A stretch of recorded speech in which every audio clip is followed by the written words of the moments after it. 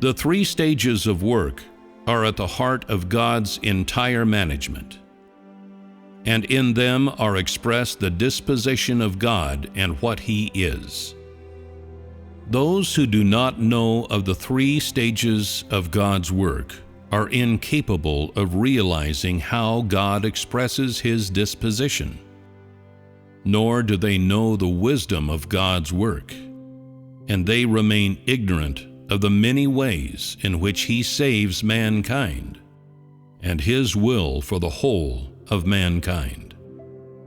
The three stages of work are the full expression of the work of saving mankind.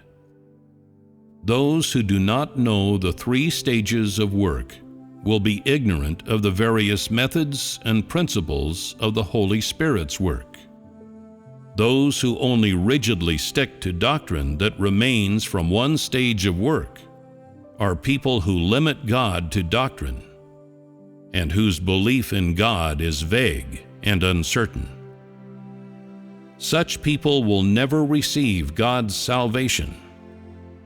Only the three stages of God's work can fully express the entirety of God's disposition and completely express God's intention of saving the whole of mankind and the entire process of mankind's salvation. This is proof that He has defeated Satan and gained mankind. It is proof of God's victory and is the expression of God's entire disposition. Those who understand but one stage of the three stages of God's work only know part of God's disposition. In the conception of man, it is easy for this single stage of work to become doctrine.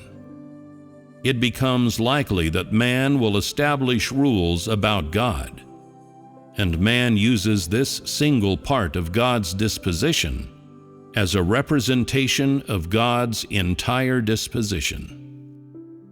Furthermore, much of man's imagination is mixed within, such that he rigidly constrains the disposition, being, and wisdom of God, as well as the principles of God's work, within limited parameters, believing that if God was like this once, then He will remain the same for all time and will never ever change.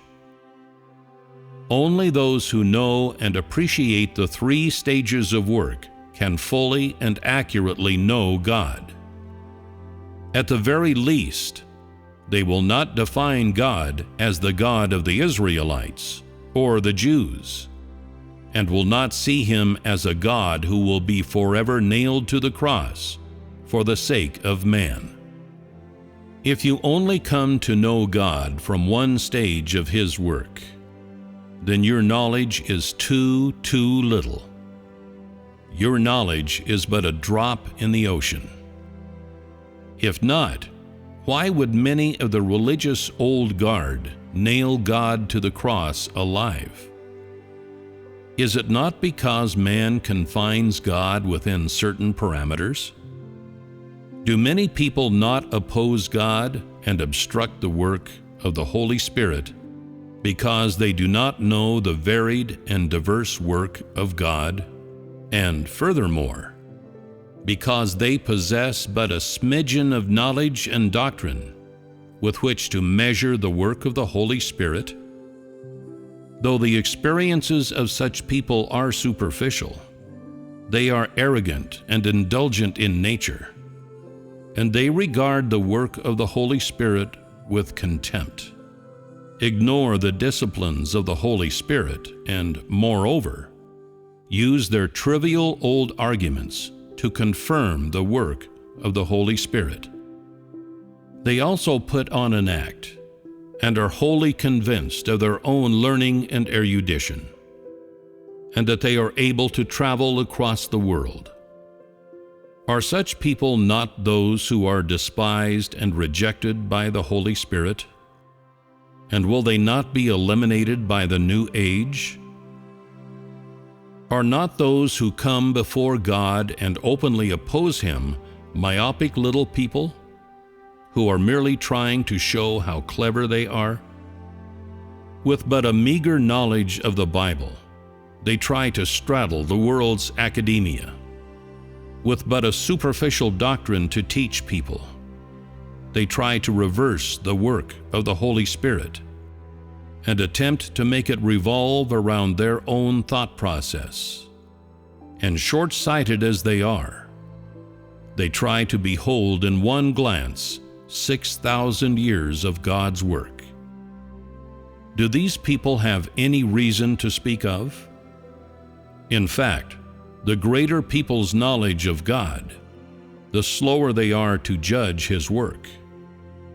Furthermore, they only talk a little of their knowledge of God's work today, but they are not rash in their judgments. The less people know of God, the more arrogant and overconfident they are, and the more wantonly they proclaim God's being. Yet they only talk of theory and offer no real evidence. Such people are of no value whatsoever.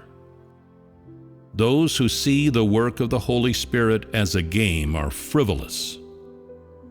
Those who are not cautious when they encounter the new work of the Holy Spirit, who run their mouths off, are quick to judge, who give free rein to their natural instinct to deny the rightness of the Holy Spirit's work, and also insult and blaspheme it, are such disrespectful people not ignorant of the Holy Spirit's work?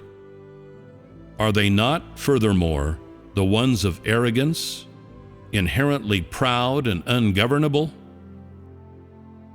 Even if a day comes when such people accept the new work of the Holy Spirit, still God will not tolerate of them.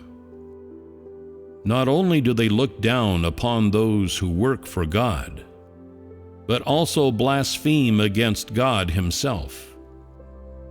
Such foolhardy people will not be forgiven, either in this age or the age to come, and they shall forever perish in hell. Such disrespectful, indulgent people are pretending to believe in God, and the more they do so, the more likely they are to offend God's administrative decrees. Do not all those arrogant ones who are innately unbridled and have never obeyed anyone all walk upon this path? Do they not oppose God day after day, He who is always new and never old?